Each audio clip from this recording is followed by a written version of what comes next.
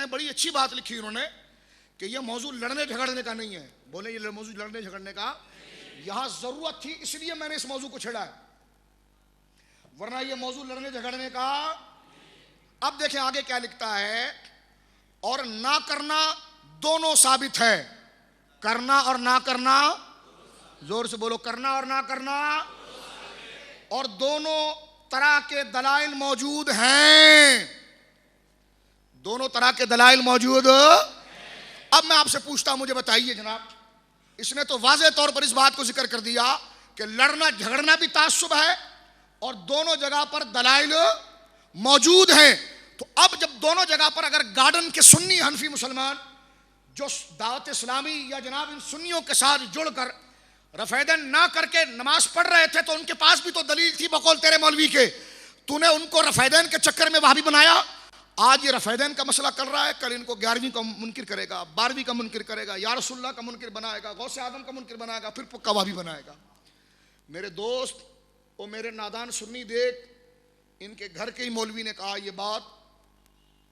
ان کے گھر کے مولوی, اگر یہ غلط ہے تو ان کو بول اس کو لکھ کے کافر ہے, لکھ یہ بہت بڑا گمراہ. کل امت اخبار جو تمہارے باپ کا اخبار ہے اس میں خبر دو کہ جناب یہ نذیر احمد دہلوی سے ہمارا کوئی تعلق نہیں, یہ بہت بڑا خبیث اور بدبخت گزرا تھا. لکھ دو اس کو, لیکن نہیں لکھتے تم, اس لیے کہ تمہارا اپنا ہے, تم نے چھاپا ہے, کوئی ہم نے تو نہیں چھاپا. اور اس نے بات بڑی اچھی کی ہے کہ یہ فروعی مسئلہ ہے, یہ فروعی مسئلہ ہے, لڑنے جھگڑنے کا نہیں ہے.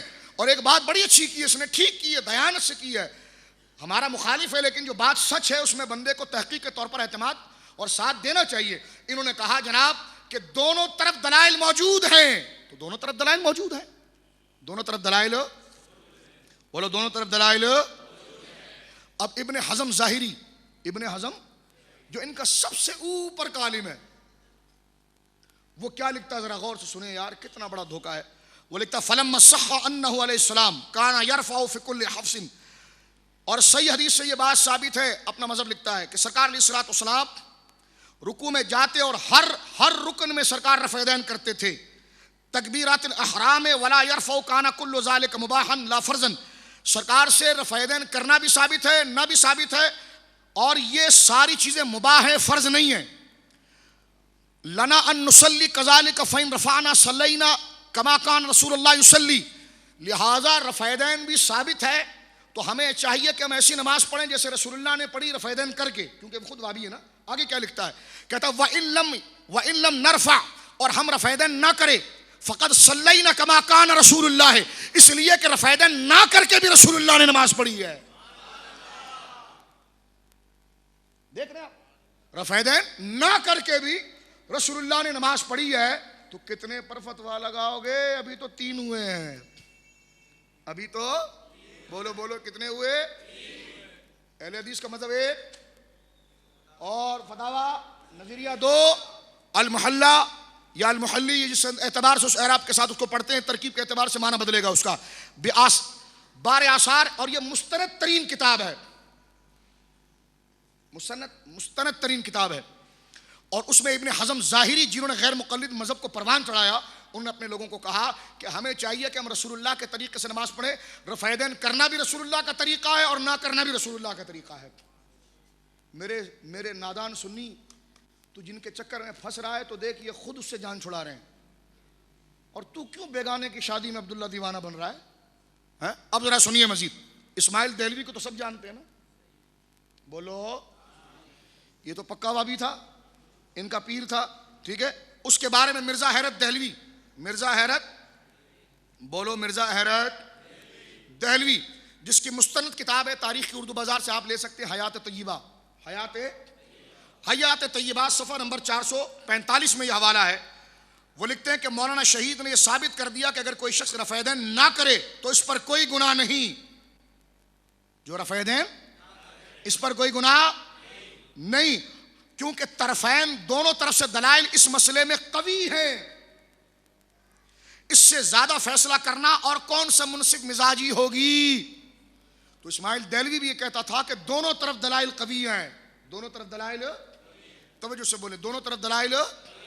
تو دونوں طرف دلائل, ابھی میں اور مزید آپ کی خدمت میں عرض کرتا ہوں, لیکن یہ تھوڑا سردس آپ کو بیدار کرنے کے لیے میں نے ذرا حدیث سے پہلے یہ حوالے پڑھے. اب ذرا حدیث کی طرف آتا ہوں. تو آپ دیکھیں, ایک کہہ رہا ہے مستحب ہے, ایک کہہ رہا ہے جناب لڑنا جھگڑنا نہیں چاہیے، دونوں طرف دلائل ہے۔ ابن حزم کہتا ہے کہ جناب ہمیں چاہیے کہ ہم رسول اللہ کے طریقے پر نماز پڑھیں۔ رسول اللہ نے رفیدین کر کے بھی نماز پڑھی ہے اور رفیدین چھوڑ کے بھی نماز پڑھی ہے۔ اور اسماعیل دہلوی حیات طیبہ مرزا حیرت دہلوی لکھتا ہے کہ اس مسئلے میں جھگڑا نہیں کرنا چاہیے، طرفین کے پاس مضبوط دلائل ہے۔ تو میرے دوست، میرے سنی مسلمان، جب یہ مسئلہ ان کے نزدیک بھی ایسا ہے کہ جو نہ کرے وہ بھی حق پر ہے، تو تجھے کیا ضرورت ہے کہ غوث اعظم کا دامن چھوڑ کے تو ادھر بھاگ رہا ہے؟ تجھے کیا ہوا میرے مسلمان بھائی؟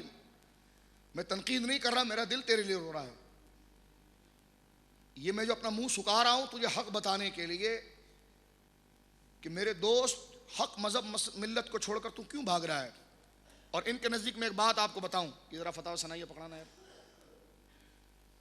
یہ کتنے بڑے اہل حدیث سے میں بتاتا ہوں، ایک منٹ۔ یہ ہاتھ میں میری کتاب ہے، دیکھو یہ کون سی کتاب ہے، پڑھو جلدی جلدی پڑھو۔ لکھا کس نے؟ مجتہد اثر حافظ عبداللہ محدث رو پڑی، ٹھیک ہے، یہ لکھا ہوا نام، ٹھیک ہے جی۔ جلد نمبر کون سی ہے؟ یہ بہت بڑا جھوٹا تھا، اس نے حضور پر جھوٹ باندھا ہے۔ میں بھی آپ کے سامنے پڑھتا ہوں، اپنے آپ کو اہل حدیث بولتے ہو تم، یہ دیکھو میں حوالہ پڑھتا ہوں 39، درود پاک پڑھو ایک دفعہ۔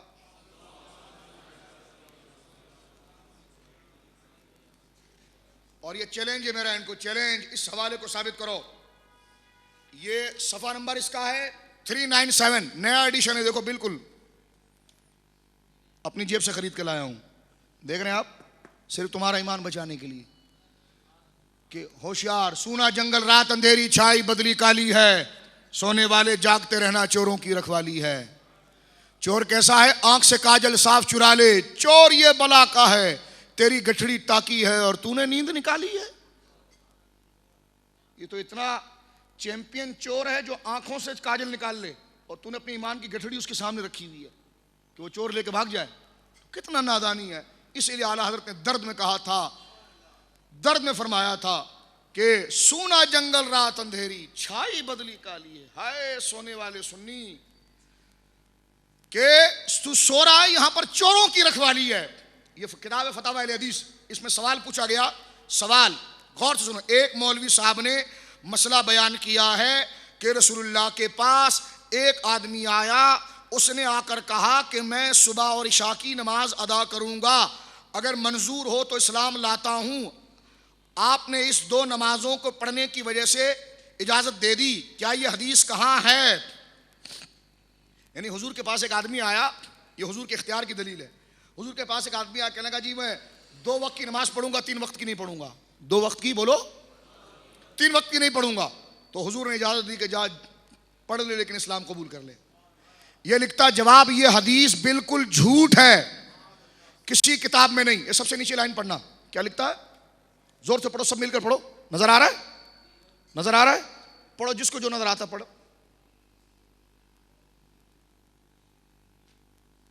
سب سے نیچے لائن، پھر سے پڑھ، ٹھیک ہے۔ اس نے کہا جی یہ حدیث جھوٹ ہے۔ او میرے سنی، تو کن دجالوں کے ہاتھ میں جا رہا ہے، تو ان سے حدیثیں سیکھ رہا ہے؟ یہ کہتا ہے وہ حدیث جھوٹ ہے، یہ حدیث، میں حوالہ دیتا ہوں، مسند امام احمد، مسند امام احمد، جو امام احمد نے فرمایا تھا میرے مرنے کے بعد اگر کوئی روایت تمہیں کہیں نہ ملے تو میری کتاب میں ملے گی۔ حضرت امام احمد بن حنبل کی جامع ترین کتاب حدیث کی مسند امام احمد، جلد نمبر 5، جلد نمبر، صفحہ نمبر 25، صفحہ نمبر پر یہ حدیث مسلم کی شرط پر موجود ہے، مسلم کی۔ اور اس دجال نے کہا کہ یہ جھوٹ ہے، کیا کہا؟ مل کر کہو، لعنت اللہ علی الکاذبین۔ دیکھا حضور سے بغض دیکھا؟ ہمارے کسی امام نے تو کبھی کسی حدیث کا انکار نہیں کیا۔ اس میں دیکھو، اگر اس کے علم میں نہیں تھا تو یہ کہہ دیتا میرے علم میں نہیں ہے، یا یہ یہی لکھ دیتا کہ ایسی کوئی روایت نہیں، لیکن یہ بکواس کرتا ہے کہ یہ جھوٹ ہے۔ اور حضور فرماتے من کذب علی متعمدا فلیتبوأ مقعدہ من النار، جس نے مجھ پر جھوٹ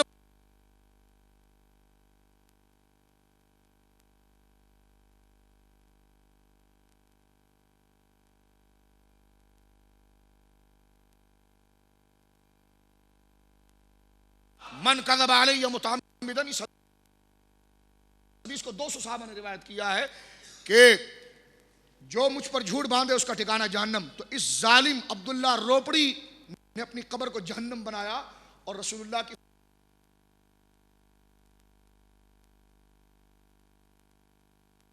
ہم نے حوالہ دے دیا. حدیث یہ حوالہ میں نے آپ کی خدمت میں ابھی پیش کر دیا. صفحہ نمبر 25 ہے مسند امام احمد جلد نمبر 5. کتاب چھپی کہاں سے؟ دار الرسات بیروت. پرانا نسخہ جو ہے دار الرسات بیروت. جو دیکھنا چاہتا آ جائے، ورنہ تو پرانے نسخے آپ کو علامہ رضوی صاحب کے مکتبے میں بھی مل جائیں گے. مسند امام احمد مکہ مکرمہ کی چھپی ہوئی ہو یا بیروت کی چھپی ہوئی ہے. دار الصادر، دار الصادر یہ مکتبے کا نام ہے، پریس کا نام ہے. اس کی چھپی ہوئی کتاب ہے جلد نمبر 5 میں حدیث موجود ہے. مسلم کی شرط پر موجود ہے کہ ایک شخص حضور کے پاس آیا، کہنے لگا یا رسول اللہ ایک شرط پر ایمان لاؤں گا، میرے مصطفیٰ کا دریا رحمت جوش میں ہے، اس لیے کہ آپ اللہ کے نائب ہیں. آپ ہاں کہے تو رب نے ہاں کہا، آپ نہ کہے تو رب نے نہ کہا. سرکار علیہ الصلوۃ والسلام ارشاد فرماتے ہیں بول تیری کیا رضا ہے؟ وہ کہنے لگا حضور ایک شرط پر ایمان لاؤں گا، 2 وقت کی نماز پڑھوں گا، 3 وقت کی نہیں پڑھوں گا. 2 وقت کی پڑھوں گا. یہ مسلم امام احمد میں. اس نے کہا یہ جھوٹی ہے. معاذ اللہ معاذ اللہ. سنی دیکھ کتنا بڑا کذاب ہے، تجھے صرف پیار محبت میں گھیر رہا ہے، لیکن ان کے نزدیک خود رسول اللہ کی حدیث کی کوئی حیثیت نہیں ہے. رسول اللہ کی حدیث کی بولے کوئی حیثیت نہیں ہے. اب آئیے میرے دوستو، ایک اہم بات جو یہاں پر میں عرض کرنا چاہتا ہوں. ہمارے بعض دوست کہتے ہیں اس نے بخاری سے حدیث پیش کر دی ہے، بخاری سے دکھا رہا ہے، بخاری سے دکھا رہا ہے. ابے میں نے کہا بخاری سے تو یہ دکھا رہا ہے، تو یہ تو رہنے دے، بخاری سے دکھا رہا ہے تو بخاری مسلم میں یہ بھی تو ہے کہ سرکار نے منبر پر نماز پڑھی ہے، سرکار اپنی نماز میں آگے چلے گئے پیچھے چلے آئے. یہ بھی تو بخاری مسلم میں ہے، یہ بھی بخاری مسلم میں ہے. یہ بھی تو بخاری کے اندر ہے کہ سرکار نے کہا کہ اونٹ کا پیشاب پی لو شفا مل جائے گی، یہ بھی تو بخاری کے اندر ہے. تو یار میں کہنا یہ چاہ رہا ہوں آپ کے سامنے کہ بخاری کے اندر تو ایسی کئی روایات ہیں جو حضور کی خصوصیات سے بھی ہیں، لیکن کہنے کا مقصد آپ کی خدمت میں یہ ہے کہ جو آپ حدیث دیکھ رہے ہیں جو اس کو وہ شامل کر رہا ہے رفع دین کے عنوان میں، اس سے پوچھے تو صحیح کہ یہ کیا حکم ہے. مثال کے طور پر دیکھیں میں آپ کو بتاؤں، آپ نماز پڑھتے ہیں، نماز آپ کیسی شروع کرتے ہیں؟ پہلے ہاتھ اٹھاتے ہیں، پھر باندھتے ہیں، پھر آیت پڑھتے ہیں، رکوع میں جاتے ہیں، سبحان اللہ پڑھتے ہیں. لیکن ہر ایک کا الگ حکم ہے نا. ہاتھ اٹھانا سنت، اللہ اکبر کہنا فرض، ثنا پڑھنا مستحب سنت، فاتحہ پڑھنا واجب، رکوع میں جانا فرض، سبحان ربی العظیم کہنا مستحب. تو ہر ایک کا الگ الگ حکم ہے نا. اب یہ کہنا جو حدیث میں آیا، تو ہم نے کہا حدیث میں تو سب آیا ہے. حدیث میں تو سجدہ بھی آیا ہے، حدیث میں تو رکوع بھی آیا ہے، حدیث میں تو سبحان ربی العظیم کہنا بھی آیا ہے، حدیث میں تو سبحان ربی الاعلیٰ بھی آیا ہے. لیکن ذرا سمجھو میرے نادان دوستو، حکم تو ہر ایک کا الگ الگ ہے نا. کہ جو اگر کسی نے رکوع کیا،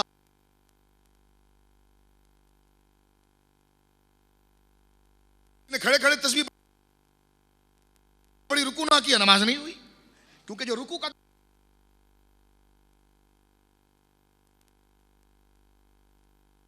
مسئلہ، تو پہلے جو مسئلہ حدیث میں آئے پہلے ہم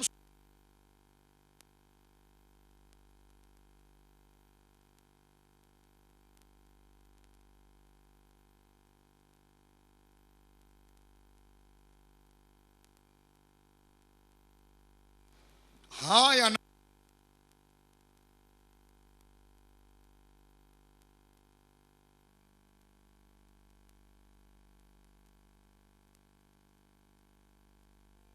کہتے ہیں کفر کو.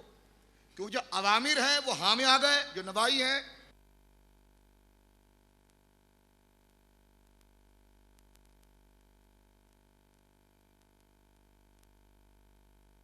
اب ہوگا.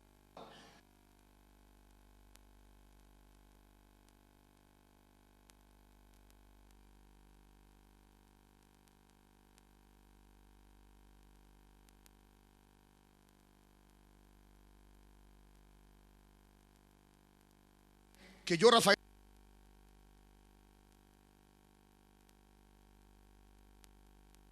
نہیں ہے،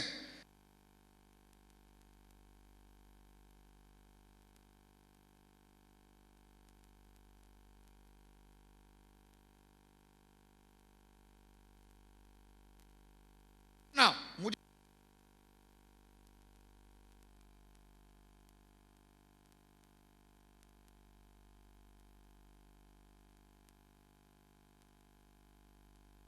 بسم اللہ پھر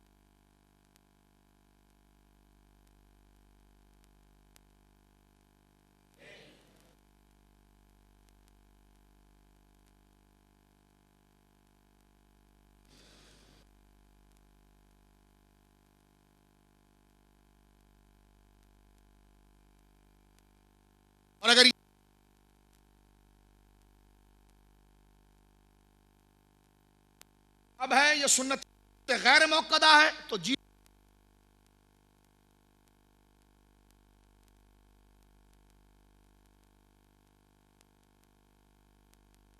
کرتے ہیں وہ خود ان کے نزدیک منسوخ ہے. میں بھی آپ کی خدمت میں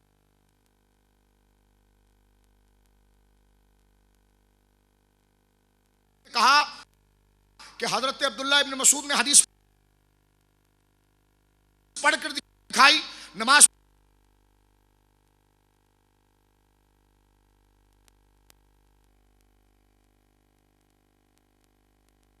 حضرت امام ترمذی نے باب باندھا باب ما جاء ان النبی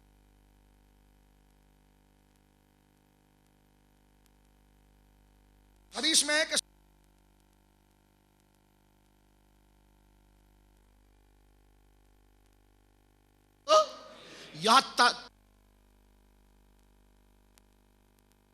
ہاذا حدیث حسن ہاذا حدیث یہ میرے سامنے مشکات ہے. مشکات کی تخریج کی ہے ناصر الدین البانی نے اور ناصر الدین البانی جو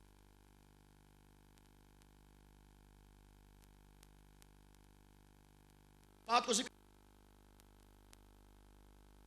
ترمذی نے کہا کہ یہ حدیث حسن ہے. امام ترمذی امام بخاری کے شاگرد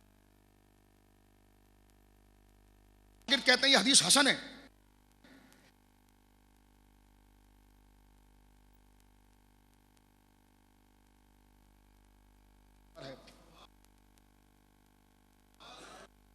یہ وہابیوں کا پیر ہے. یہ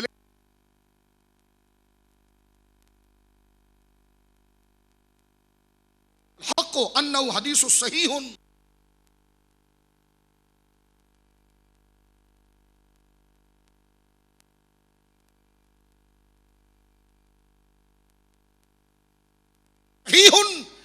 یہ حدیث صحیح ہے. وَإِسْنَادُهُ صحیح علی شرط مسلم. یہ امام مسلم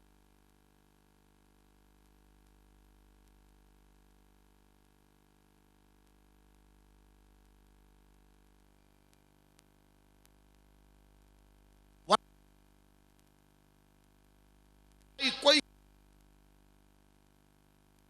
سمجھا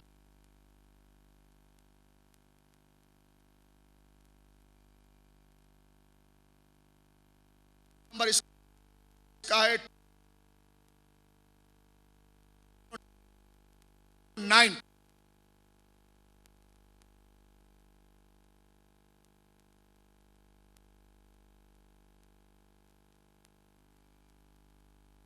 یہ ابھی کے قریب ہی نہیں کہ بزرگ ہیں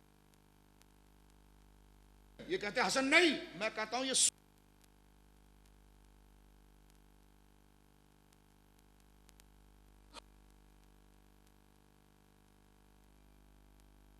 بھی نہیں ہے. سن لیا آپ نے جو رفع دین نہ کرے اس کی نماز نہیں ہوتی.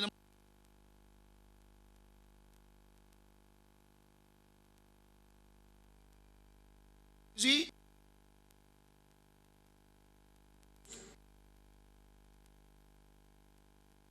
سب کو اور اس میں آپ نے پہلے ہاتھ اٹھایا پھر ہاتھ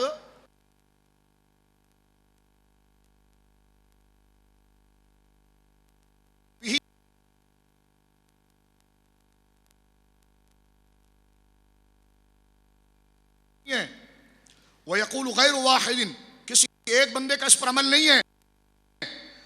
من اہل العلم اہل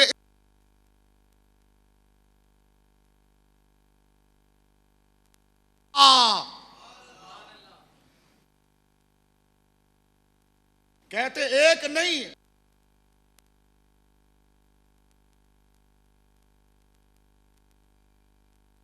من اہل العلم من اصحاب النبی والتابعین وقول سفیان الثوری واہل کوفہ. کہتے ہیں اہل کوفہ اور تقریباً کثیر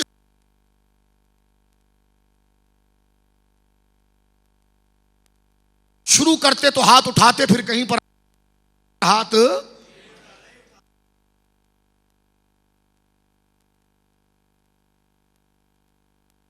جو رفع دین چھوڑے اس کی نماز ہوئی کہ نہیں ہوئی. اگر نہیں ہوئی تو تیری ہوگی صحابہ تیری ہو گئی اور صحابہ کی نہیں ہوئی؟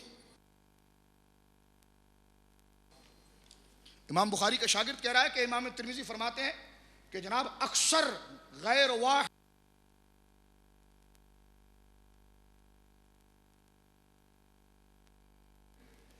رسول اللہ کے کثیر، غیر واحد رسول اللہ کے کثیر، یہ لفظ جو امام ترمذی لکھتے ہیں نا، یہ کرنے کے لیے کبھی ایسا نہیں لکھا. کرنے کے لیے لکھا کہ بعض اہل علم رکوع میں رفع یدین کرتے ہیں، لیکن جو ترک ہے اس پر لکھا غیر واحد من اہل العلم اصحاب نبی صلی اللہ علیہ وسلم. لیکن جب ترک کی بات آئی، چھوڑنے کی بات آئی، تو اس کے لیے بعض کا لفظ نہیں لکھا، غیر واحد یعنی کثیر جماعت ہے جو نہیں کرتی تھی. کرنا بھی ثابت، نہ کرنا بھی ثابت. کرنا بھی ثابت اور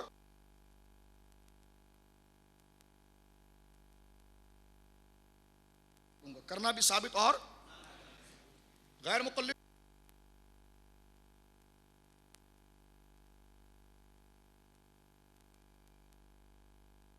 صحابی، میں کہتا ہوں ایک صحابی سے ایک صحیح حدیث پیش.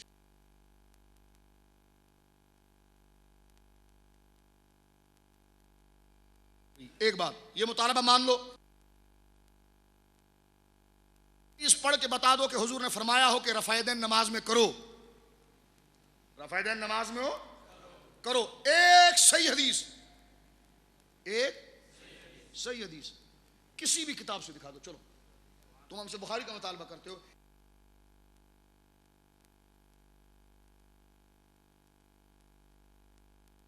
اس میں رسول اللہ کا قول ہو، کیا ہو؟ یہ تو بخاری میں تو حضرت نبی پاک کا عمل ہے، اور وہ بھی حدیث مرفوع نہیں موقوف ہے. حدیث مرفوع نہیں موقوف ہے. حضرت عبداللہ ابن عمر کہتے ہیں میں نے دیکھا کہ رسول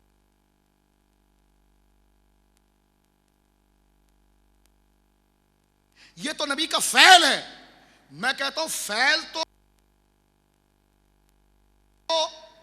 منسوخ ہوتا ہے، قول منسوخ نہیں ہوتا. قول، ایک قول مجھے دکھا دو، ایک قول مجھے دکھا دو جس میں یہ موجود ہو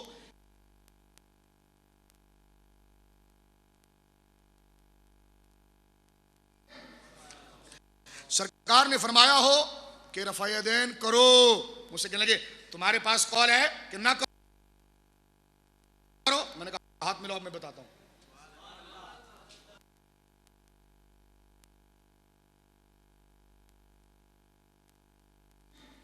رسول اللہ کی بولے قولی حدیث میں بتاتا ہوں جس میں موجود ہے کہ حضور نے فرمایا نہ کرو رفع یدین.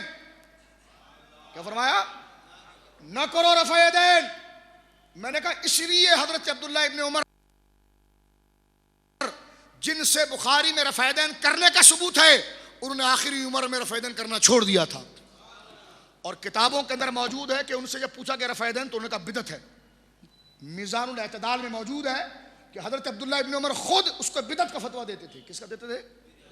اگر رفع یدین باقی تھا تو حضرت عبداللہ ابن عمر نے خود رفع یدین کیوں چھوڑا اور اسے بدعت کیوں کہا؟ اس لیے کہ جب آپ تک یہ حدیث پہنچی کہ حضور نے خود منع کیا ہے تو باز آ گئے.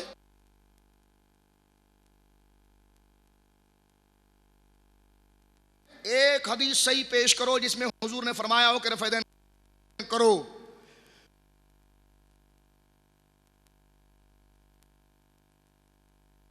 واجب ہے، سنت ہے.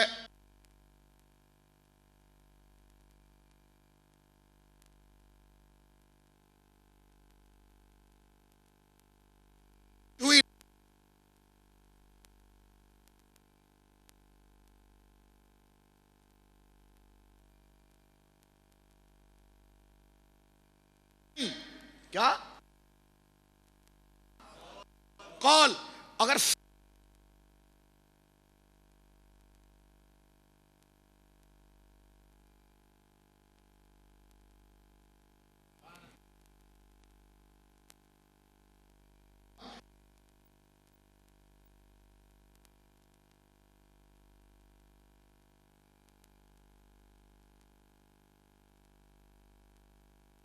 ایک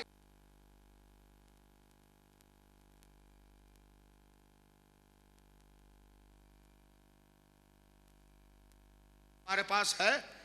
میں نے کہا ہمارے پاس عمل بھی ہے اور قول بھی ہے.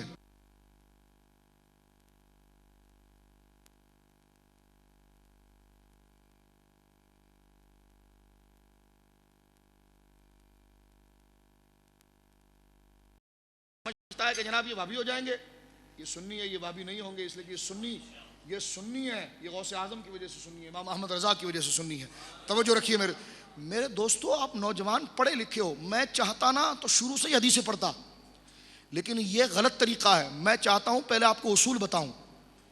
کیا ہے جو سسٹم ہے؟ آپ اہل علم ہے، اسکول یونیورسٹی کالجز پڑھتے ہیں، آپ کو یہ شعور ہے کہ بندہ پہلے اصول سے چلتا ہے، اصول کے بعد مسائل کی طرف جاتا ہے، اصول کے بعد. تو میں نے آپ کے پاس میرے دوستوں اصول بیان کیے، ان اصول کا جواب ان سے لے آؤ جو میں ذکر کر رہا ہوں بار بار.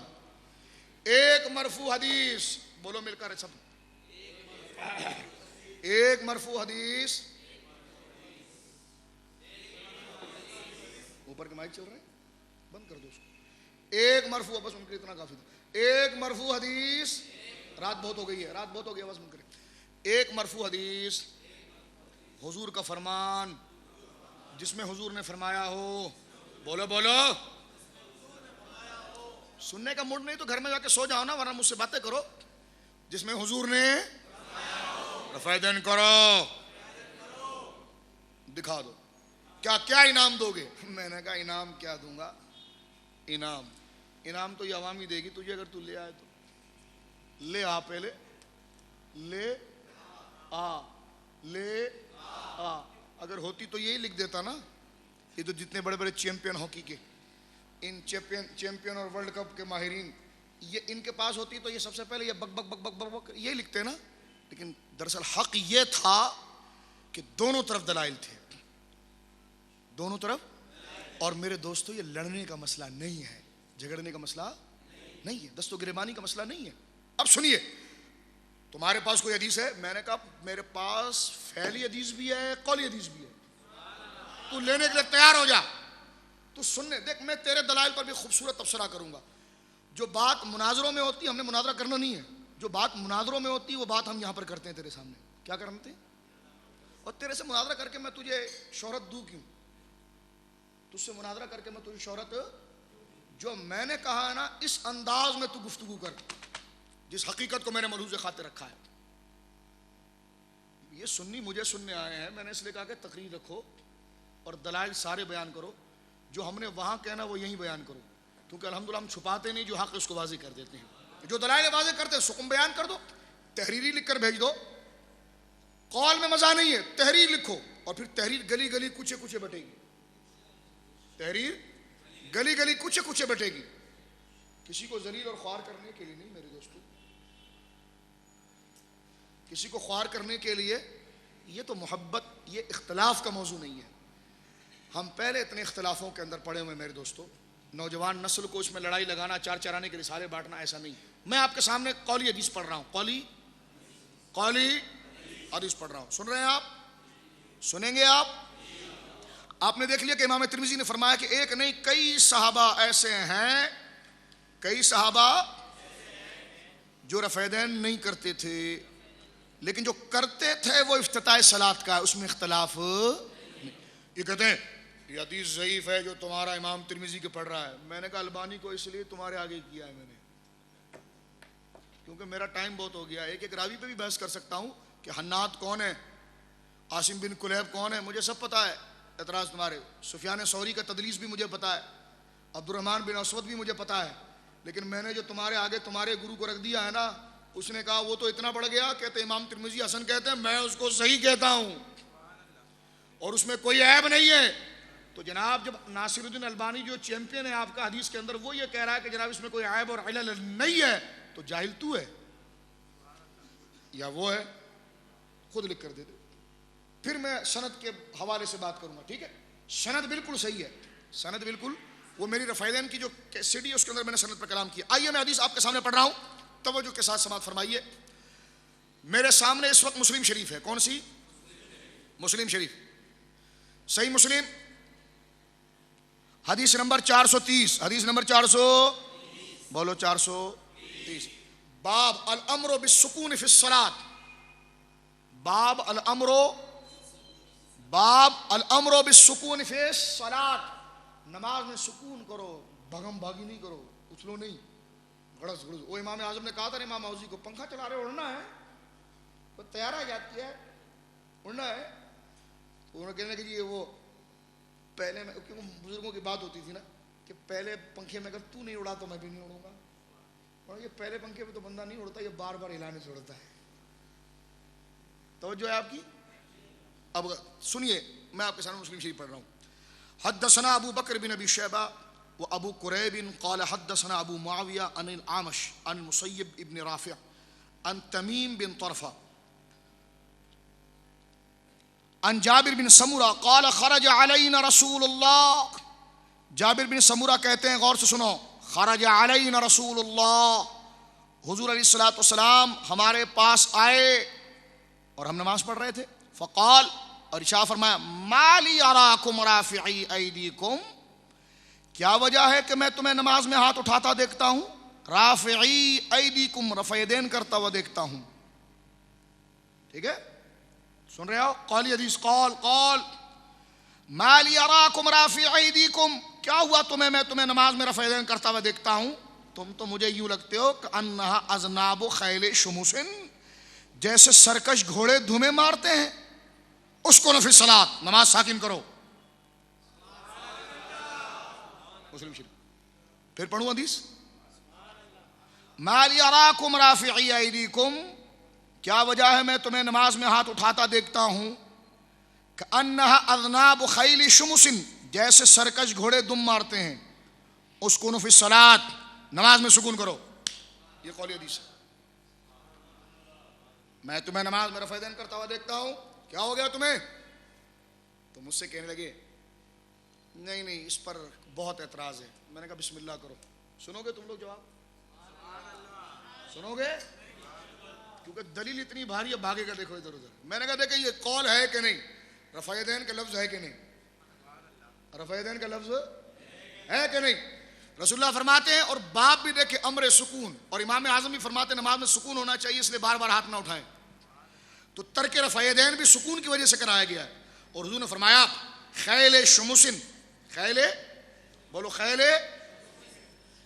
خیل تو گھوڑے کو کہتے ہیں، شمسن لغت کے اندر اس گھوڑے کو، علماء نے لکھا کہ جناب شمس سے مراد وہ گھوڑا جو خاص حرکت کرتا ہے، اور شریر گھوڑا کہ جب وہ دم ہلاتا ہے تو جسم کو بھی ہلاتا ہے، جب دم ہلاتا ہے تو جسم کو بھی ہلاتا ہے، تو حضور نے خیل کے ساتھ شمس کی قید لگائی ہے، خیل کے ساتھ خالی گھوڑوں کے دم نہیں، سرکش گھوڑے، اور لغت میں آتا ہے سرکش گھوڑے سے مراد جو جسم کو ہلا کر رفع یدین کرے، تو صحابہ دراصل جسم کو ہلا کر ہاتھ اٹھا رہے تھے، تو حضور نے فرمایا یہ تمہیں میں سرکش گھوڑوں کی طرح دمیں مارتا ہوا دیکھ رہا ہوں، یہ صرف رفع یدین، صرف دم کی مثال نہیں دی، شمس کی حضور نے قید لگائی، اور سرکار کا قید لگانا یہ احترازی ہے، اتفاقی نہیں ہے، یہ لگا کر حضور نے بتایا، قید اس نے لگائی کہ شمس لغت کے اندر کہتے ہیں اس سرکش گھوڑے کو کہ جب دم ہلاتا ہے تو جسم بھی ہلاتا ہے۔ مجھے کہو کہ رکوع میں جائے تو جسم بھی ہلتا ہے، ہاتھ بھی ہلتا ہے، رکوع سے اٹھو تو جسم بھی ہلتا ہے، ہاتھ بھی ہلتا ہے، تیسری رکعت سے اٹھو تو جسم بھی ہلتا ہے، ہاتھ بھی ہلتا ہے،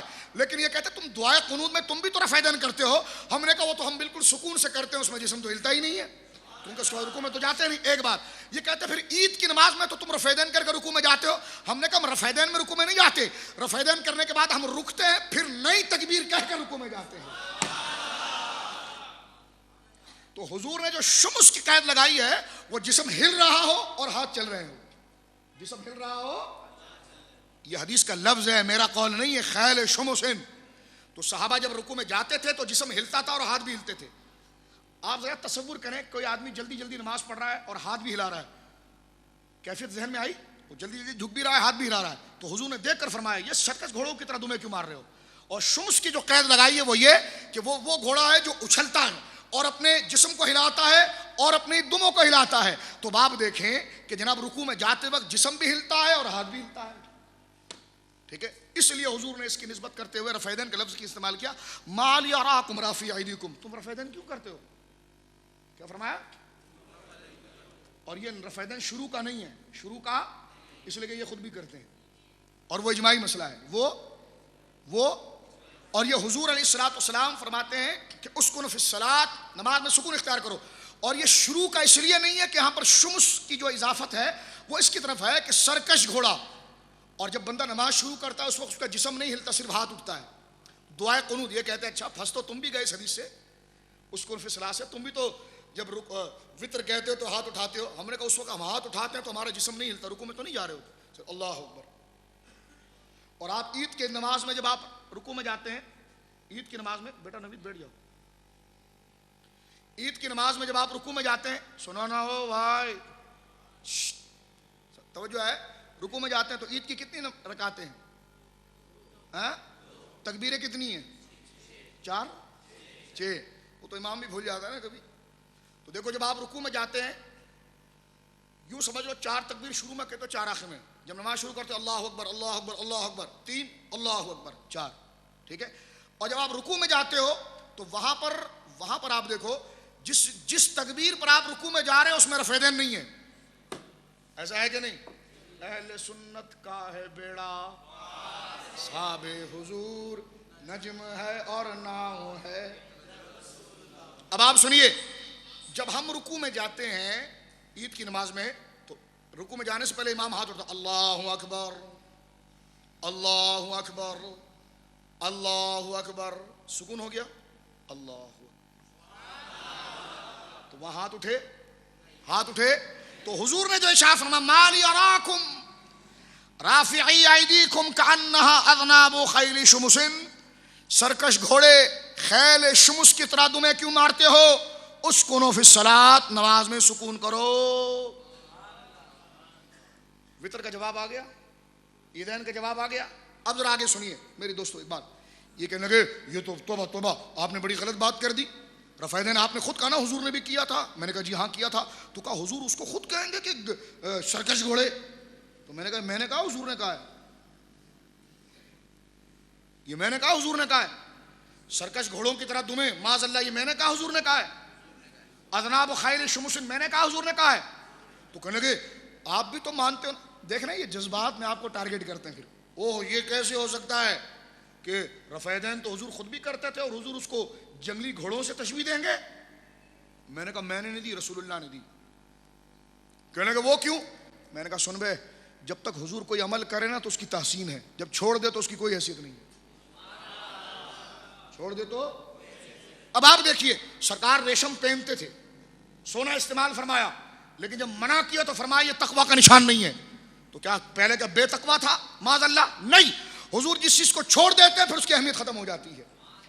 حضور علیہ الصلوۃ والسلام نے، ٹھیک ہے، حضور علیہ الصلوۃ والسلام نے 18 مہینے کے قریب بیت المقدس کی طرف منہ کر کے نماز پڑھی. اب اگر کوئی نماز پڑھے گا تو علماء نے کہا یہ کفر ہے، حالانکہ فعل تو حضور ہی کا تھا، لیکن جب تک رائج تھا تو رائج تھا، جب چھوڑ دیا تو منع ہو گیا، اب اس کو استعمال نہیں کیا جائے گا. ٹھیک ہے. تو حضور نے چھوڑ دیا تھا، اب صحابہ نے کیا تو حضور نے فرمایا خیل شمسن اذناب خیل شمسن، کہ سرکش گھوڑوں کی طرح تم دمیں مار رہے ہو. تو سرکار نے اس کو تشبیہ جو دی میں نے دی، حضور نے دی، اور اس لیے دی کہ جو حضور جس چیز کو منسوخ کر دیتے ہیں تو اس کو پھر محبت میں کرنا جائز. ٹھیک ہے. آگے چلتے ہیں، چلیں تھوڑا سا آگے. ایک اعتراض ان کا یہ ہے کہ یہ کہتے ہیں جی بھائی اس کے بعد ایک اور حدیث آ رہی ہے وہ سلام سے متعلق ہے. کیا ہے وہ حدیث میں پڑھ دیتا ہوں تاکہ فیصلہ ہو جائے. کننا اذا صلینا، حضرت جابر بن سمورہ، اور اتفاق دیکھیے دونوں راوی جابر بن سمورہ ہیں، دونوں راوی. جو رکوع کے رفع یدین کو منع کر رہے وہ بھی جابر بن سمورہ، جو سلام کے وقت منع کر رہے وہ بھی جابر بن سمورہ. اب یہ جابر بن سمورہ کو دیکھ کر دھوکہ دیتے ہیں، کہتے ہیں دونوں حدیث ایک ہے. میں نے کہا نہیں، دونوں راوی ایک ہے، دونوں حدیث ایک نہیں ہے. دونوں واقعے کو ایک بندے نے بیان کیا، واقعہ جدا جدا ہے، بندہ ایک ہے. واقعہ بندہ. اور آپ اتفاق دیکھیے اسی کے بعد ہے حضرت جابر بن سمورہ کہتے ہیں قال كنا اذا صلينا مع رسول اللہ، ہم حضور کے ساتھ نماز پڑھ رہے تھے. حضور کیا تھا؟ حضور کے ساتھ نہیں پڑھ رہے تھے، الگ پڑھ رہے تھے. فرق ہے نا واقعے میں. ادھر ہے صلینا مع رسول اللہ، ہم حضور کے ساتھ پڑھ رہے تھے. ادھر ہے خرج علینا رسول اللہ، حضور ہمارے پاس آئے. تو دونوں واقعے میں فرق ہے کہ نہیں؟ یہ نہیں دونوں واقعے. میں نے کہا حضرت یار تھوڑی شرم کرو، حدیث میں لکھا ہوا ہے. اس حدیث میں یہ کہ ہم الگ نماز پڑھ رہے تھے، حضور ہمارے پاس آئے اور کہا یہ گھوڑوں کی طرح دمیں نہ مارو. اور اس حدیث میں کہ ہم حضور کے پیچھے نماز پڑھ رہے تھے. تو واقعہ الگ ہو گیا نا، ہو گیا نا الگ. تو کہتے ہیں اذا صلینا مع رسول اللہ، ہم حضور کے پیچھے نماز پڑھ رہے تھے، قلنا السلام علیکم، ہم نے کہا السلام علیکم ورحمۃ اللہ، وہ اشارہ بیدی الی جانبہ، پھر ہم نے اشارہ کیا السلام علیکم ورحمۃ اللہ، السلام علیکم ورحمۃ اللہ. صحابی یہ کہتے ہیں فقال رسول اللہ، سرکار نے اشارہ فرمایا الا ما تؤمنون بایدیکم کانها اذناب خیل شمس، یہ ہاتھوں سے اشارہ کیوں کر رہے ہو جیسے سرکش گھوڑے کرتے ہیں؟ کہا دیکھو سرکش گھوڑے دونوں جگہ پر ہے. میں نے کہا ادھر جہاں منع کیا وہاں رفعیدین کا لفظ ہے، جو رکوع میں وہاں رفعیدین کا لفظ ہے، اور جو سلام میں وہاں رفعیدین کا لفظ نہیں، بلکہ الا ما تؤمنون ایدیکم، وہاں اشارے کا لفظ ہے، وہاں اشارے کا لفظ ہے. تو حضور نے فرمایا کہ تم ہاتھوں سے اشارہ کیوں کر رہے ہو جیسے سرکش گھوڑے دم مارتے ہیں، اور ظاہر سی بات ہے جب سلام بندہ پھیرتا ہے تو جسم بھی ہلتا ہے اور ہاتھ بھی ہلتا ہے، تو وہ تشبیہ وہاں پر شمس کی دوبارہ آئی، جسم بھی ہلتا ہے اور ہاتھ بھی ہلتا ہے، وہ تشبیہ دوبارہ آئی. تو حضور نے اس کو رفعیدین سے تشبیہ نہیں دی، اشارے سے تشبیہ دی ہے. ٹھیک ہے، اب یہ دو حدیث آ گئی. پہلی حدیث میں ہے کہ رسول اللہ ہمارے قریب سے گزرے، ہمیں نماز میں رفعیدین کرتے ہوئے دیکھا تو فرمایا سرکش گھوڑوں کی طرح رفعیدین نہ کرو. دوسری حدیث میں کہ ہم حضور کے پیچھے نماز پڑھ رہے تھے تو سلام کے وقت ہم نے سلام پھیرتے وقت اپنے ہاتھوں سے اشارہ کیا، حضور نے فرمایا ہاتھوں سے اشارہ نہ کرو، اور گویا کہ سرکش گھوڑوں کی طرح دمیں نہ مارو. یہ دونوں حدیث آ گئی. اب یہ کہتے ہیں جی وہ یہ دونوں حدیث ایک ہی ہے، یہ سلام کے رفعیدین کی منسوخ ہے، سلام کے، اور یہ دونوں ایک ہی واقعہ. میں نے کہا بھائی دونوں ایک واقعہ نہیں ہے، دونوں ایک واقعہ. اس پر ایک مختصر کر رہا ہوں، بہت لمبا ٹائم ہو گیا، اس کو مختصر کرتا ہوں.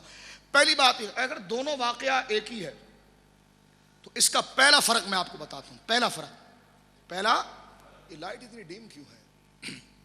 پہلا فرق یہ ہے کہ وہاں پر یہ ہے کہ خرج علینا رسول اللہ. توجہ میری طرف. پہلا فرق کیا ہے؟ حضور ہمارے پاس آئے، اور اس حدیث میں کہ ہم حضور کے پیچھے نماز پڑھ رہے تھے، ایک فرق. ٹھیک ہے. پہلی حدیث جو ہے نا، جو رکوع کے رفعیدین کے منسوخ ہونے کی ہے، اس میں جابر بن سمورہ سے حدیث لی ہے تمیم بن طرفہ نے. ٹھیک ہے. اور جس میں سلام سے رفعیدین منسوخ ہونے کی اس میں حدیث لی ہے عبید اللہ نے. تو وہاں راوی بھی بدل رہا ہے، رفعیدین کی جو منسوخ کی حدیث ہے اس میں جابر بن سمورہ سے تمیم سن رہے ہیں، اور جو سلام کے منسوخ کی حدیث ہے اس کو عبید اللہ سمجھ رہے ہیں. تو راوی میں بھی فرق ہے، دو فرق، ایک تو واقعے میں فرق ہے، ایک راوی میں فرق ہے. بولے دو. تیسرا فرق سنیے. تیسرا ادھر ہے کہ ہم حضور کے الگ نماز پڑھ رہے تھے، حضور ہمارے پاس ہے، ادھر ہے ہم حضور کے پیچھے نماز پڑھتے. ٹھیک ہے. اور تیسرا فرق میرے دوستو جو ہے وہ یہ ہے، جو رفعیدین رکوع میں منسوخ کی حدیث ہے نا، اس میں حضور نے رفعیدین کا لفظ بولا ہے. کیا بولا ہے؟ مالی اراکم رافع ایدیکم، یہ تم کیوں اپنے رفعیدین کرتے ہو؟ اور جس میں سجدے میں ہاتھ اٹھانے کا فرق ہے اس میں رفعیدین کا لفظ نہیں ہے، بلکہ اس میں ہے کہ الا تؤمنون بایدیکم کانھا اذناب خیل شمس. اس میں ہے کہ تم سلام میں ہاتھوں سے اشارہ کرتے ہو. یہاں پر اشارہ لفظ فرمایا اور وہاں پر رفعیدین فرمایا. اشارہ تو انگلی سے بھی ہو سکتا ہے، لیکن رفعیدین تو یوں ہی ہوگا نا، رفعیدین تو بولے یوں ہی ہوگا. تو حضور علیہ الصلوۃ والسلام نے اس حدیث کے اندر بڑے واضح طور پر میرے دوستو اس بات کو ذکر کیا اور اس بات کی وضاحت فرما دی کہ یہ مسئلہ فی الصلاۃ کا ہے. کس کا ہے؟ بولے کس کا ہے؟ کیونکہ مفہوم جو نکل رہا ہے مالی اراکم رافع ایدیکم،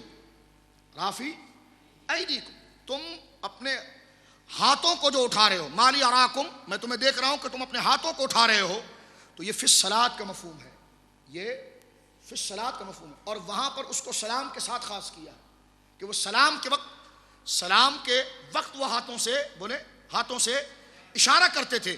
اور یہ حدیث پاک، توجہ ہے آپ کی، یہ حدیث پاک جب حضرت عبداللہ ابن عمر کو پہنچی، درود پاک پڑھی. کس کو پہنچی؟ محبت سے درود پاک پڑھیے، محبت سے درود پاک.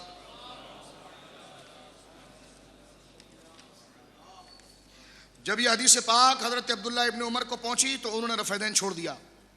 مصنف ابن ابی شیبہ جلد نمبر 1 اس میں صحیح سند کے ساتھ، وہ سند بخاری کی سند ہے پوری، ابو بکر بھی عیاش کی، انہوں نے کہا کہ میں نے خود صلیت خلف ابن عمر، میں ابن عمر کے پیچھے میں نے نماز پڑھی اور میں نے دیکھا کہ انہوں نے نماز میں شروع میں ہاتھ اٹھایا پھر ہاتھ نہیں اٹھایا، شروع میں ہاتھ اٹھایا پھر ہاتھ. تو بخاری میں جہاں ان سے ہاتھ اٹھانے کی دلیل ہے وہیں پر مصنف ابن ابی شیبہ جو امام بخاری کے استاذ ہیں ان کی کتاب میں ہاتھ نہ اٹھانے کی دلیل. ایک امام بخاری کی جزو رفعیدین، اس میں تو یہاں تک موجود ہے کہ حضرت عبداللہ ابن عمر رکوع میں جاتے تو ہاتھ اٹھاتے، رکوع سے اٹھتے تو ہاتھ اٹھاتے، سجدے میں جاتے تو ہاتھ اٹھاتے، سجدے سے اٹھتے تو ہر تکبیر پر وہ ہاتھ اٹھاتے۔ اگر بخاری کی حدیث پر تمہارا عمل ہے تو حضرت عبداللہ ابن عمر کے ساری حدیث پر عمل کرو، کیونکہ وہ صرف رکوع میں نہیں ہاتھ اٹھاتے بلکہ ہر تکبیر پر ہاتھ اٹھاتے ہیں، ہر تکبیر پر۔ اور یہ تو چن چن کے خاص کرتے ہیں، نماز میں جاتے وقت، اٹھتے وقت، تیسری رکعت میں اٹھتے وقت۔ میں نے کہا وہ بعد کے مرحلے کہاں جائیں گے سجدے کے، وہ بھی حضرت عبداللہ ابن عمر سے بولے ثابت ہے۔ بخاری میں دوسری حدیث سے حضرت مالک بن حویرث سے، یہ بڑے تم طراق سے پیش کرتے ہیں، کہتے دیکھو تمہارا مولوی کہہ رہا تھا نا آخری زندگی کا سبق بتاؤ کہ آخری زندگی میں سرکار نے آخری عمر تک رفعیدین کیا، دیکھو مالک بن حویرث سب سے آخری صحابی ہے۔ میں نے کہا جی بالکل ٹھیک ہے، مالک بن حویرث سب سے آخری صحابی، کہ لے کہ بخاری میں ان سے رفعیدین پر حدیث ہے کہ نہیں؟ میں نے کہا جی ہے، بالکل ہے۔ آخری عمر ثابت ہوا کہ نہیں ہوا؟ میں نے کہا ایک شکایت جواب دو گے اس کا؟ کہاں؟ میں نے کہا یہی حدیث جب نسائی میں امام نسائی لکھتے ہیں تو وہ سجدے میں بھی رفعیدین ذکر کرتے ہیں، کہ حضرت مالک بن حویرث کہتے ہیں میں حضور کو سجدے میں بھی رفعیدین کرتے ہوئے دیکھتا تھا، تو رکوع میں کرتا، سجدے میں کیوں نہیں کرتا؟ اب یہی تیرے گلے میں کہ مالک بن حویرث، اب میں تقریر کروں گا، اب میری باری۔ مالک بن حویرث سب سے آخری صحابی ہیں جو سب سے آخر میں حضور کے پاس آئے، اور انہوں نے حضور کی پوری نماز ذکر کی ہے، تو میں نے کہا وہ سجدے کے رفعیدین کے ساتھ ذکر کی ہے، کہ وہ سجدے میں جاتے تو رفعیدین کرتے۔ سجدہ نا ذہن میں آ رہا ہے؟ جب اللہ اکبر کہہ کے آپ سجدے میں جاتے ہیں تو رفعیدین کرتے، سجدے سے اٹھ کر دونوں سجدوں کے درمیان بیٹھتے تو پھر رفعیدین کرتے، اور پھر سجدے میں جاتے تو پھر رفعیدین کرتے۔ تو یہ مالک بن حویرث یہ کرتے تھے، پتہ چلا کرنا ہی منسوخ ہے، کرنا، اور اگر کرنا ہی جائز ہے تو پھر رکوع میں بھی کرو اور سجدے میں بھی کرو، پھر رکوع میں بھی کرو اور تم کہتے نہیں یہ کیا کہتے پتہ ہم سے؟ ایک سوال ان سے پوچھیں، یہ کہتے نہیں سجدے میں رفعیدین منع ہو گیا، ان سے پوچھو دلیل کیا ہے اس کی؟ کہنے گے وہ فلانی دلیل۔ میں نے کہا وہی دلیل رکوع کے منسوخ کی بھی ہے، وہی دلیل پھر رکوع کے منسوخ کی بھی ہے، اس لیے کہ اس کرنے کے خلاف اتنی دلیلیں آ رہی ہیں۔ اگر مالک بن حویرث جو آخری صحابی ہے، اگر ان کے نزدیک رکوع ہی کا رفعیدین تھا تو وہ سجدے میں کیوں کر رہے تھے؟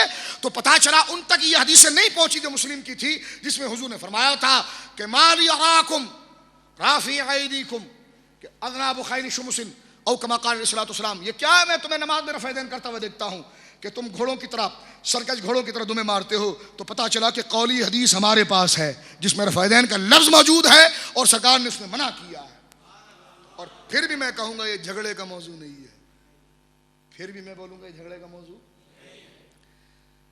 موضوع تو یہ بات بالکل ٹھیک کی ہے مولوی نصیر احمد دہلوی نے، ہے غیر مقلد لیکن میں تائید کرتا ہوں کیونکہ ہم تحقیق کے لیے بیٹھے ہیں، کوئی تعصب میں نہیں بیٹھے، دونوں طرف قوی دلیل ہے، دونوں طرف قوی دلیل ہے، لیکن چھوڑ دیا گیا اس حدیث کے تحت جو حضور نے فرمایا کہ میں تمہیں نماز میں رفعیدین کرتا ہوا دیکھتا ہوں، نماز میں رفعیدین۔ اب آخری 10 منٹ میں لے رہا ہوں، بخاری کی جو روایت ہے نا حضرت عبداللہ ابن عمر کی، وہ سارا مسئلہ آپ کے سامنے آ گیا۔ اب بخاری میں نہیں کہیں بھی حدیث ملے اس کا جواب وہی ہے جو میں نے آپ کی خدمت میں پیش کر دیا۔ اور پہلی بات سنیں، حضرت عبداللہ ابن عمر سے جو بخاری میں روایت ہے 1، ابو داؤد میں 2، مسند امام محمد میں 3، جزو رفعیدین میں 4، اس حدیث پر کیوں عمل نہیں کرتے؟ میں کہتا ہوں اس لیے نہیں کرتے، پہلی بات تو یہ کہ حضرت عبداللہ ابن عمر کا خود اس پر عمل نہیں ہے۔ مصنف ابن شیبہ صحیح سند کے ساتھ ایک راوی کو کوئی ضعیف ثابت نہیں کرتا کہ بخاری کی شرط پر، مصنف ابن شیبہ، وہ ابو بکر بن عیاش کہتے ہیں، حضرت مجاہد حضرت عبداللہ ابن عباس کے شاگرد، وہ کہتے ہیں میں نے خود حضرت عبداللہ ابن عمر کے پیچھے نماز پڑھی ہے، ان کو رفعیدین کرتے ہوئے نہیں دیکھا۔ میزان الاعتدال کے اندر ہے، وہ کہتے ہیں رفعیدین کرنا بدعت ہے۔ پتہ چلا ایک طرف راوی کر رہا ہے ایک طرف انکار کر رہا ہے، تو پھر قول کو حجت دیتے ہوئے فعل کو منسوخ قرار دیا جائے گا، فعل کو۔ تو پہلی بات جو بخاری کی جو حدیث ہے وہ قابل عمل ہی نہیں ہے، قابل ہے۔ اب کیوں نہیں ہے؟ دیکھیے بخاری میں یہ حضرت عبداللہ ابن عمر سے روایت 2 سے 3 دفعہ آئی ہے، اس میں اضطراب ہے، کہیں کچھ، کہیں کم، کہیں زیادہ کہیں کم، یہ چل رہا ہے۔ کہیں پر یہ ہے بعض روایت میں کہ نماز میں ہر تکبیر میں آپ نے رفعیدین کی ہے، جزو رفعیدین مسند امام احمد، ہر تکبیر میں رفعیدین کی، ہر تکبیر سمجھ رہے ہیں؟ جب بھی بندہ اللہ اکبر کہہ کر اپنی شکل اور حیت کو بدلی کرتا ہے تو رفعیدین۔ تو اس حدیث میں اضطراب یہ ہے کہ بخاری کی حدیث کو کیوں لیتے ہو؟ سب صحیح حدیث کو لو نا۔ اور ان کے گھر کے علماء نے لکھا ہے کہ سجدے کی رفعیدین اور ہر جگہ رفعیدین کی ساری حدیثیں صحیح ہے، تو حضرت عبداللہ ابن عمر رضی اللہ تعالیٰ عنہ وارضاہ سے مسلم امام احمد جز میں رفعین کے اندر روایت موجود ہے کہ آپ ہر تکبیر میں رفعین کرتے تھے. ایک بات. دوسرا اعتراض اس حدیث پر یہ ہے کہ بعض میں ابتدائی نماز رکوع اور سجود کے وقت بھی ہے، یعنی سجود کے وقت بھی حضرت عبداللہ ابن عمر رفعین کرتے تھے، یہ بھی جز میں رفعین کے اندر ہے. تیسرا اعتراض یہ کہ بعض میں رکوع میں جاتے اور بعض میں رکوع میں جاتے وقت کہ رفعین کا ذکر ہے لیکن تیسری رکعت کا ذکر نہیں ہے، اور بعض میں نماز کے شروع میں والا ثابت ہی نہیں ہے، یعنی نماز کے شروع کا ہی رفعین نہیں ہے. اور بعض حدیث حضرت عبداللہ ابن عمر سے ایسی ہے کہ بعض میں ہر رکعت سے اٹھتے بیٹھتے رفعین کا ذکر ہے. تو جس ایک راوی کے عمل میں اتنا اضطراب ہے تو اس پر عمل کیسے ہو سکتا ہے؟ عمل بولے جلدی بولے، عمل کیسے ہو سکتا ہے؟ تو لہٰذا اس چیز کو ملحوظ خاطر رکھتے ہوئے عمل کس چیز پر کیا جائے گا کہ رفعین کیا ہی نہ جائے. اس لیے دیکھیے، اور ایک آپ کو میں بڑے پتے کی بات بتاؤں، سونے سے تولنے والی بات، بولو سبحان اللہ. بخاری میں جو روایت ہے نا حضرت عبداللہ ابن عمر کی، اس کے مرکزی راوی حضرت امام مالک ہیں، اور وہ خود رفعین کرتے ہی نہیں ہیں. ان کے مذہب میں رفعین نہیں ہے، ان کے مذہب میں، اور انہوں نے مخالفت کی ہے موطا امام مالک میں. اور جو حضرت عبداللہ ابن عمر سے جو روایت ہے نا بخاری کی، یہ مرفوع کرتے ہیں. حضرت امام داؤد نے سنن ابی داؤد کے اندر اس کو موقوف لکھا ہے. تو اس کے کتنے اختلاف، مرفوع موقوف ہونے میں اختلاف، اس کی تعداد میں اختلاف، کہاں کیا گیا اس میں اختلاف، اور خود سیدنا عبداللہ ابن عمر رضی اللہ تعالیٰ عنہ رفعین نہیں کرتے تھے. تو اتنے اضطراب کے بعد پھر اسی حدیث کو لے کر لوگوں پر نافذ کرنا اور یہ کہنا ان کی نماز نہیں ہوئی، تو یہ ظلم نہیں ہے میرے دوستو؟ بولیں ظلم ہے کہ نہیں؟ آخر میں ایک مسئلہ آپ کو بتاؤں میں آپ کو. یہ دیکھو، یہ کہتے جی غوث پاک کی کوئی کرامت نہیں، فلانے کی کوئی کرامت نہیں. یہ پڑھو کتاب کا نام کیا ہے؟ لیکن ان کے مولوی ہوں گے تو کرامت بھی ہوگی. دیکھو کیمرے میں دیکھو، کرامات ہمارے ولیوں کے کوئی کرامت، اور اس میں کرامتیں بھی بڑے عجیب غریب. کہنے لگا ایک بھینس بیمار ہو گئی تھی، بھینس بیمار ہو گئی تو مولوی عبدالمجید صاحب ان کے عالم کے پاس گئے، کہیں جی بھینس بیمار ہوگی، مر رہی ہے. میں نے کہا مرے گی تھوڑی، ابھی وہ 4 بچے اور جنے گی. میں نے کہا واہ، جیسا ولی ویسی کرامتیں. وہ کہنے لگے جی بھینس سے متعلق انہوں نے استخارہ کر دیا تھا. نہیں، استخارہ نہیں، انہوں نے کرامت ظاہر کر دی، علم غیب بتا دیا تھا. اور علم غیب بتاتے انہوں نے ارشاد فرمایا کہ یہ بھینس مرے گی نہیں، یہ ابھی 4 بچے اور دے گی. تو یہ ساری کرامتیں اس میں لکھی ہوئی، اس سے ہم کو شرک کے فتوے لگاتے ہیں، اور یہ ساری کرامتیں انہوں نے لکھی. ایک اور حوالہ آپ کو سناتا ہوں، ذرا توجہ سے سنیے. 11ویں اور 12ویں پر ایک بڑا خوبصورت حوالہ، درود شریف پڑھی، اللہم صلی علی.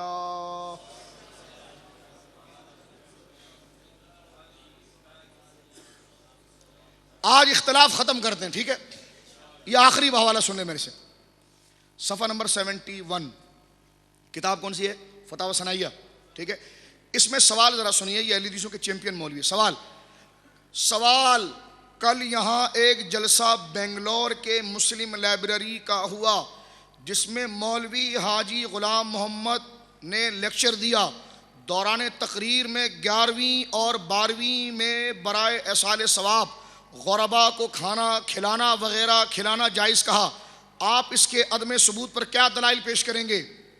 یعنی یہ غیر مقلد سے سوال کر رہا ہے اس کا مرید. کہ کل ایک مولانا آئے تھے، وہ آپ ہی کے دین کے تھے، اور وہ کہہ رہے تھے کہ 11ویں کرنا جائز اگر غریبوں کو کھلا دیا جائے. تو آپ تو ہمارے سب سے بڑے مناظر ہیں، آپ کیا کہتے ہیں؟ جواب، الجواب جلد نمبر 2 صفحہ نمبر 71، اسلامک پبلیکیشن ہاؤس، شیش محل روڈ، نزد داتا دربار، لاہور. داتا دربار. میں نے کہا تم تو کہتے اللہ کے سوا کوئی داتا نہیں، یہ لکھ کر کلمہ پڑھا تھا تم نے، ٹھیک ہے؟ لیکن داتا تو داتا ہی ہے نا، ٹھیک ہے؟ دیکھیے داتا اللہ ہے. اور میں نے کہا تمہیں تو خدا کی توحید یاد نہیں، خدا کو داتا کہنا جائز ہی نہیں ہے. داتا کا معنی سخی ہے، اور سخی کا اطلاق خدا پر نہیں ہوتا، جواد کا اطلاق ہوتا ہے. پہلے توحید سیکھو اور سمجھو کہ خدا کے لیے لفظ کون سے بولے جاتے ہیں، ٹھیک ہے؟ اب سنیے، پوچھا گیا جناب ہوگا کیا، 11ویں 12ویں جائز ہے کہ نہیں؟ انہوں نے تو جائز کر دیا، آپ کیا کہتے ہیں؟ جواب، حوالے سنیے. 11ویں 12ویں کی بابت یعنی سلسلے میں فریقین میں اختلاف صرف اتنی بات میں ہے کہ منع کرنے والے اس کو لغیر اللہ سمجھ کر وما اہل بہ لغیر اللہ میں داخل کرتے ہیں، اور کرنے والے اس کو لغیر اللہ میں نہیں جانتے. سمجھ رہے ہیں؟ یعنی باریک فرق ہے.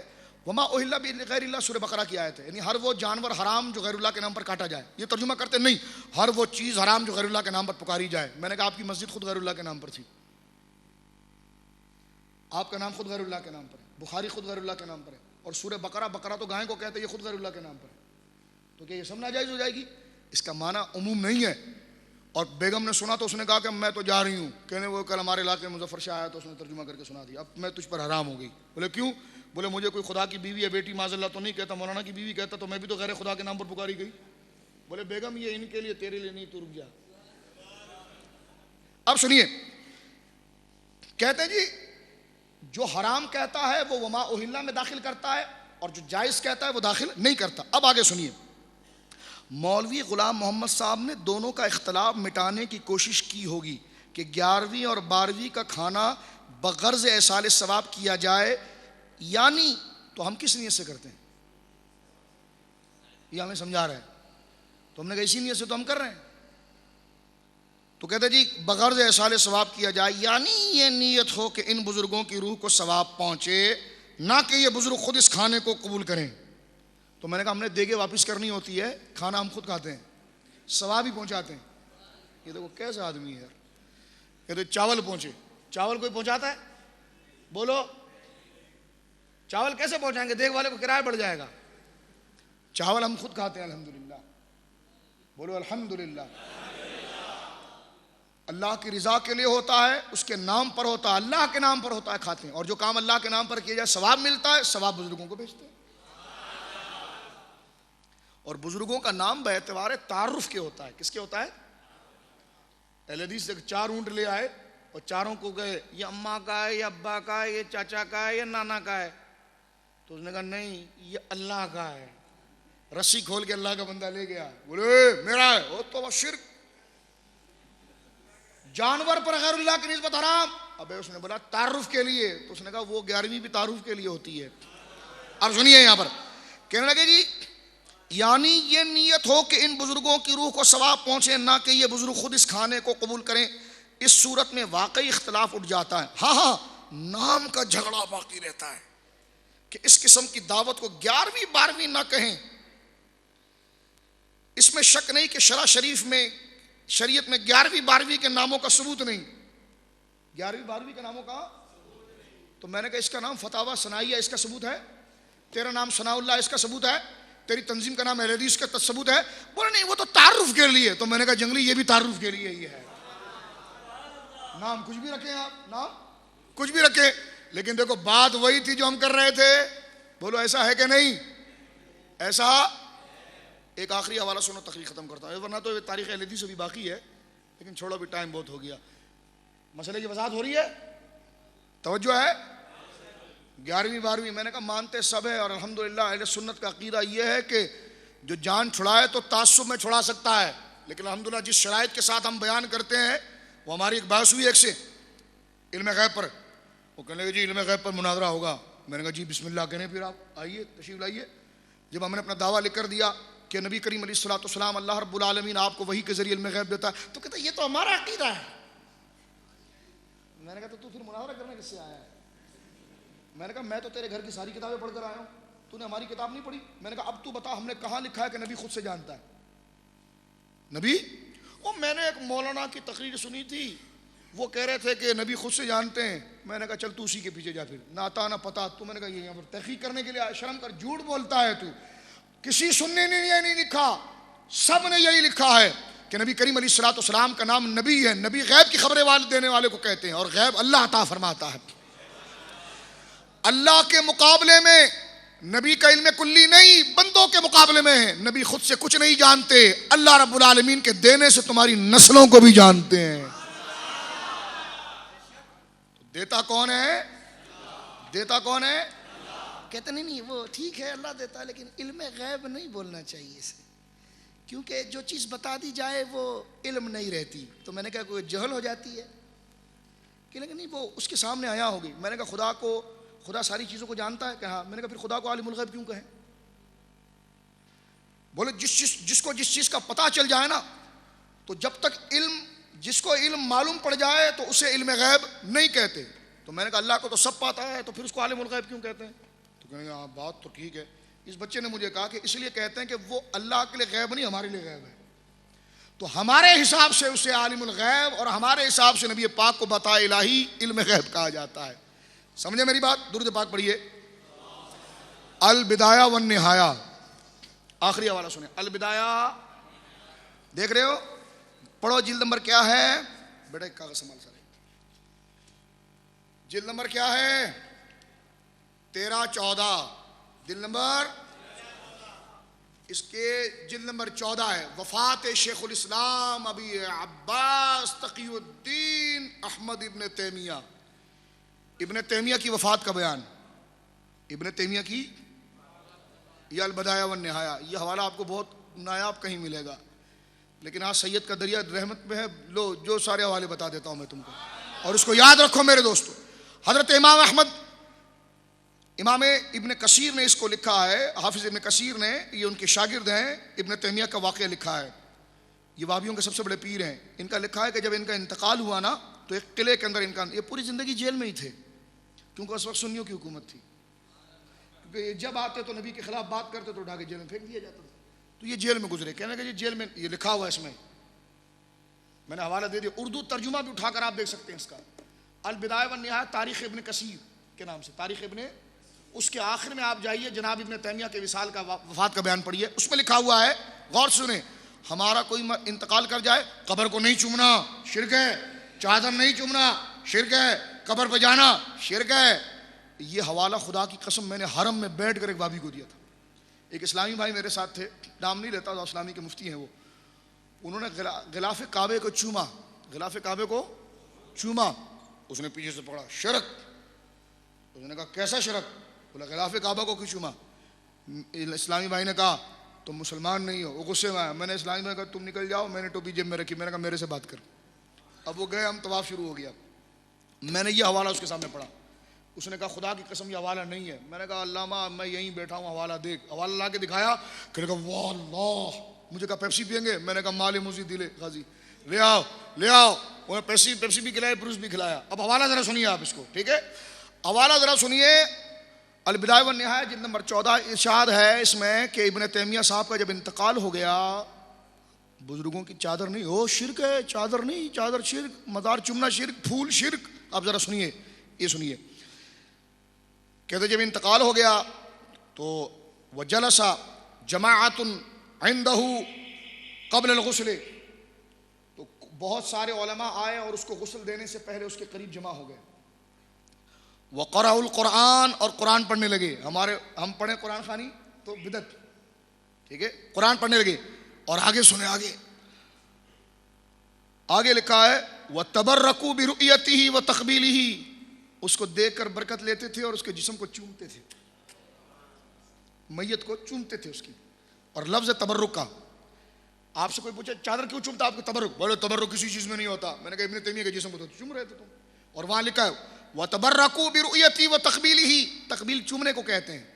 چوم کر بھی برکت لی اور دیکھ کر بھی برکت لی. یہیں تک بس نہیں ہوا. ثم انصرفوا، پھر وہ آدمی چلے گئے. پھر کون آیا؟ ثم حضرت الجماعت من النساء، پھر عورتوں کی جماعت آئی. پھر بولیں کس کی؟ بولو فاروق تو ٹیک لگایا ہوا ہے، بول جلدی سے. ہاں، عورتوں کی جماعت آئی. تو کہتے ہیں ثم حضرت الجماعت من النساء ففعلن مثل ذلك، اس نے بھی دیکھ کر برکت لی اور چوم کر برکت لی. میں نے کہا وابیوں، مرنے والا تمہارا پیر ہو تو وابڑا نے بھی چومتی ہے اور وابی بھی چومتے ہیں. ہم مزار کے گنبد کو چوم لیں، چادر کو چوم لیں تو بدعت. یہ حوالے کا جواب چاہیے مجھے. سمجھ رہے ہیں آپ؟ اردو ترجمہ دیکھ لینا. اور بولو کس نے چوما؟ ذالک ثم انصرفنا، پھر وہ چلی گئیں. پھر وہ بولے، پھر کہتے ہیں آگے اس بات کو ذکر کرتے ہیں. پھر نہلانے کا وقت آ گیا. کیا آ گیا؟ وشرب جماعت الماء الذي فضل من غسله. واہ واہ. کہنے لگے پہلے تو ہم نے ابن تیمیہ کے جسم کو چوما تھا عورتوں مردوں نے مل کر. اب کہتے ہیں شرب جماعت الماء الذي فضل من غسله، کہتے جناب ابن تیمیہ صاحب کو غسل دینے کے بعد ان کے غسل کے پانی کو ہم نے پیا. وشربا، پیا، جماعت، ہمارے سارے اہل حدیثوں نے، الماء، پانی، الذی، کون سا؟ وہ، فضل من غسلہ، جو اس کے غسل سے بہ رہا تھا. جس سے اس کو یہ عرس کہاں، یہ مزاروں کا غسل کیسا ہوتا ہے؟ میں نے کہا یہ کیا ہو رہا ہے؟ مزاروں کے غسل کے پانی کو جائز کہتے ہو؟ میں نے کہا تو ولی کا دربار ہے، یہ کیا ہو رہا ہے؟ کہتے ہیں جی شریب الجماعت الماء الذي فضل من غسله، اور اس کے بعد کیا کہتے ہیں، وہ جو پانی تھا نا جس سے غسل دیا گیا تھا اس کو بیری کے پتے تھے، وَاِقْتَصَمَا جَمَاعَةٌ بَقِيَّةِ الصِّدْرِ الَّذِي غَسَلَ بِهِ، اس کے بعد بیری کے پتے، لو یہ حضرت صاحب کا بیری کا پتا، لو اس کو گھر میں رکھنا، لو سب آبی نے بانٹا، اور لگ کیسا لگا؟ لال رومال لے کر تصور میں سوچے کیسے لگ رہا ہوگا، لال رومال پہن کے سب پتے کے پیچھے بھاگ رہے ہیں، اور لال رومال پہن کے سب پی رہے ہیں، لال رومال پی رہے ہیں، اور بالٹی تو نہیں رکھتے ہوں گے، ظاہر سی بات ہے کہ داڑھی اتنی لمبی کیا کریں، تو اب وہ سب جاری ہے۔ لوگ کہ آپ نے داڑھی کی توہین کی، میں نے کہا میں نے وہابی کی توہین کی، داڑھی تو حضور کی سنت ہے، جسے حضور کی عزت کا پاس نہیں تو اس کی داڑھی کا کیا پاس ہے؟ سمجھ میں آئی بات؟ اب دیکھیں وَدَفَعَ فِي الْخِيطِ الَّذِي كَانَ فِي الزِّقِّ الَّذِي كَانَ فِي عُنُقِهِ بِسَبَبِ قُنبُلِ 150 درہمًا، کہتے ہیں ابن تیمیہ صاحب جیل میں تھے تو گردن ان کی جوؤں نے کاٹ کے سوراخ کر دیا تھا، تو وہاں پر ایک چاندی کا سکہ لگایا تھا جوؤں سے بچنے کے لیے، وہ 150 درہمًا، وہ 500 درہم میں بکا، کتنے میں؟ 500 درہم میں بکا۔ تو یہ دیکھیں مرنے والا اپنا ہو تو اس کو چوما بھی جائے گا، یہ ہم سے کہتے ہیں وہ جلوس ناجائز ہے، ہم نے کہا کیوں؟ بولے عورتیں نکالتی ہوں، میں نے کہا وہ قاضی جلوس نکالتا ہے عورتوں کا، ہم نہیں نکالتے، ہمارا جلوس جو بندر روڈ پر نکلتا ہے مشائخ کی قیادت میں عورتیں ہوتی ہیں، میں نے کہا تمہارا چشمے کا نمبر خراب ہو گیا ہے، وہ ہی کی وجہ شی کو دیکھتا ہے، تو لہٰذا جو تم کرتے ہو وہ تمہاری تصویر چپک گئی ہے اس کے اندر، اس کو چینج کرو اور آ کر دیکھو عورتوں کا جلوس نہیں ہوتا، لیکن یہاں تو عورتیں بھی چوم رہی میرے بھائی، ایک بات۔ دوسری بات یہ ہے کہ اس کے بعد جو غسل دیا تھا وہ سارا پانی بھی پی گئے، اور دیکھ کر برکت لیتے تھے، اور چھپ چھپ کر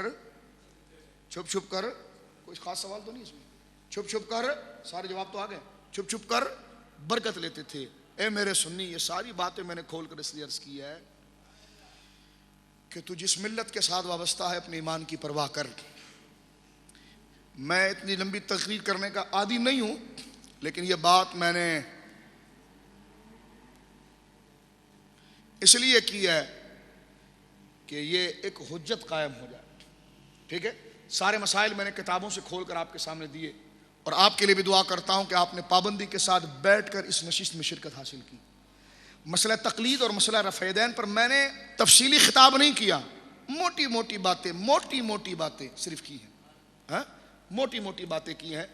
وقت طویل ہو گیا اور ہم تقریباً 10 بجے سے چلے تھے اور 2 بج رہے ہیں ابھی، تو 4 گھنٹے کا یہ وقت ہوا جس میں میں نے صرف آپ کو سر 10 جو بحث کا موضوع ہے وہ سمجھایا ہے، دلائل کما کہو ابھی ہم نے پیش نہیں کیے، بحث کا موضوع آپ کو سمجھایا، اور خلاصہ آخر میں 2 لفظ میں گنوا دوں کہ اللہ نے تقسیم کاری رکھی ہے، یہیں سے ہم چلے تھے، اللہ نے درجے رکھے میرے دوستو، ایک وہ ہے جو حکم کرتا ہے، ایک وہ ہے جو حکم مانتا ہے، حکم کرنے والے مجتہد، ماننے والے مقلد، اس عمل کو تقلید کہا جاتا ہے۔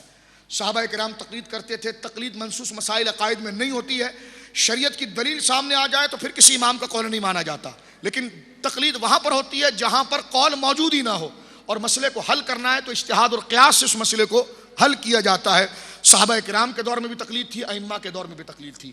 دوسرا مسئلہ یہ کہ رفع الیدین سید عالم صلی اللہ علیہ وسلم سے ثبوت تھا بھی اور نہ بھی، میں نے اس کی دلیلیں آپ کے سامنے پیش کی ہیں، اور حضرت عبداللہ ابن عمر کی حدیث کے اندر اضطراب موجود ہے، حضرت عبداللہ ابن مسعود کی حدیث کی توثیق پیش کی میں نے، کئی اور حدیثیں حضرت فاروق اعظم سے بھی ہے، عثمان غنی سے بھی ہے، مولا کائنات سے بھی ہے، کئی کثیر صحابہ سے ہے، لیکن میں نے اس سے اجتناب کیا، صرف نام آپ کے سامنے گنوا رہا ہوں اس کے لیے۔ اور دوسری بات آخر کے اندر یہ ہے کہ یہ لڑائی جھگڑے کا موضوع نہیں ہے، اور اس لیے اس کو متعین کرنا کہ یہ فرض ہے، واجب ہے، سنت ہے، وہ آگے نہیں بڑھتے، اس لیے کہ دونوں طرف سے قوی دلائل موجود ہے، لیکن قولی حدیث احناف کے پاس ہے، جس میں حضور علیہ الصلوۃ والسلام نے نماز میں رفع یدین کرتے ہوئے دیکھ کر ارشاد فرمایا کہ میں تمہیں دیکھ رہا ہوں کہ تم سرکش گھوڑوں کی طرح دمیں مار رہے ہو، نماز کے اندر سکون کرو، تو حضور علیہ الصلوۃ والسلام کا آخری عمل یہی تھا، اس لیے کہ جو آپ کے قول مبارک کے ساتھ ثابت ہوا، جو آپ کے قول مبارک کے ساتھ ثابت ہوا۔ غیر مقلدین اور غیر مقلد جو ہے وہ ایک ایسا فرقہ ہے جس کی کوئی اہمیت اور اوقات نہیں، اہل حدیث ایک گمراہ فرقہ ہے جس کے نظریات اور عقائد تمام امت سے متصادم ہیں نظریات کے حوالے سے، اور آپ کے لیے فرض یہ ہے کہ آپ سواد اعظم کی اتباع کریں.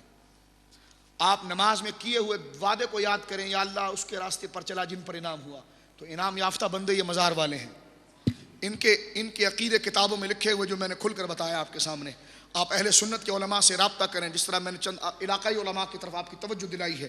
اللہ رب العالمین آپ تمام کا آنا اس پر قبول فرمائے. سنیو, جوش پکڑو, سستی چھوڑو. اگر تم آج نہیں جاگو گے کب جاگو گے؟ خدا کو ہم کیا جواب دیں گے؟ نبی مکرم صلی اللہ علیہ وسلم کو ہم کیا جواب دیں گے؟ میرے دوستو, موت اپنے جگہ پر آئے گی, لیکن آپ کسی کو ہدایت پر لانے کا ذریعہ بنے, سہارا بنے. علماء کی تقاریر سنیں, کیسٹیں خرید کر تقسیم کریں, علم کو بڑھائیں, کتابیں خریدیں, ان موضوعات پر کتابیں لیں, پڑھیں, سنیں, دوسرے کو بحث کریں. جاہل رہیں گے تو یہ آپ پر حملہ کریں گے, لیکن آپ علماء کے قریب رہیں گے, دلائل کو سمجھیں گے تو ڈر نہیں, کوئی تھوپ نہیں رہا. دراصل سارے دلائل اور ساری حقانیت پہلے سے میرے دوستوں موجود ہے. ایک دفعہ مل کر پڑھیں, اہل سنت کا ہے بیڑا, اہل سنت کا ہے بیڑا, پار صاحب حضور, نجم ہے اور ناؤ ہے عطرت رسول اللہ کی. آپ کے سوالات میرے پاس آئے ہیں, لیکن وہ وہی سوالات تھے جن کے جوابات میں نے تقریر کے اندر دے دیے ہیں. دعا فرمائے جتنے حضرات شریک ہوئے اللہ تمام کی حاضری کو مقبول فرمائے. جو حضرات شروع سے ہمارے ساتھ رہے, ایسے بزرگ موجود رہے, اللہ رب العالمین ان کی عمر میں, ان کے عمل میں, ان کی روحانیت میں برکت عطا فرمائے. اس مسجد کو اللہ آباد رکھے. دعا فرمائے اس مسجد کے امام صاحب علی ہیں, اللہ ان کو صحت کامل عاجلہ عطا فرمائے. اس مسجد کی کمیٹی کے لیے دعا کریں, اللہ رب العالمین میں اتفاق, اتحاد اور اسی طرح مذہب مہذب اہل سنت و جماعت کی خدمت کرنے کے اللہ انہیں توفیق مرحمت فرمائے. اور دعا کریں اللہ رب العالمین ہمیں, تشریف رکھیں, اللہ رب العالمین ہمیں یک زبان ہو کر, یک ملت ہو کر, اللہ رب العالمین ہمیں دین کی خدمت کرنے کی کامل توفیق اور کامل جذبہ مرحمت فرمائے. وآخر دعوانا الحمدللہ رب العالمین. ایک شعر صلاۃ و سلام کا پڑھا جائے گا, کھڑے ہو جائیے.